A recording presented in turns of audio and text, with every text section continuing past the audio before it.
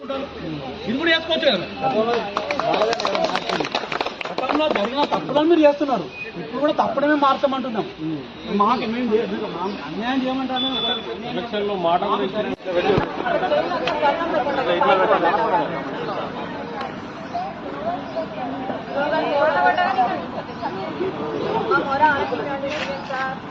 మాకు న్యాయం చేయండి, మేము న్యాయ పోరాటం చేస్తున్నాం. అడిగే సమస్య అంటే మీకు న్యాయం చేయాలి కదా, మొత్తానికి అంతిమంగా మీకు తప్పు జరిగింది, తప్పుడు మాకు న్యాయం చేయాలి.